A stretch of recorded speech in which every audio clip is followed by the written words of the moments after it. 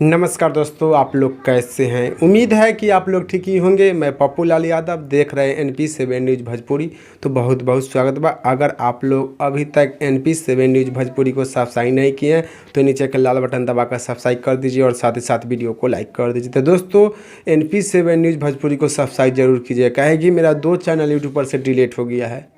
मेरा 2 चैनल जो कि यूट्यूब पर से डिलीट हो गया है, तो आप लोग से रिक्वेस्ट बा कि आप लोग हमनी के चैनल NP7 न्यूज़ भोजपुरी को सब्सक्राइब कर दीजिए। दोस्तों, आप लोगों को बता दी कि खेसारी लाल यादव जी के गाना कोको कोला जो कि बहुत ही ज़्यादा बवाल मचा देले बा। खेसारी लाल यादव जी के गाना कोको कोला जो कि हर एक जिला में डीजे पर गाना बज रहा बा। खेसारी लाल यादव जी के गाना कोको कोला जो कि बहुत ही कम समय में बहुत ही ज़्यादा व्यू प्राप्त कर ले बा। करीब अभी तक 51 मिलियन व्यू प्राप्त कर ले बा। खेसारी लाल यादव जी के गाना कोको कोला जो कि 51 मिलियन व्यू कंप्लीट कर ले बा।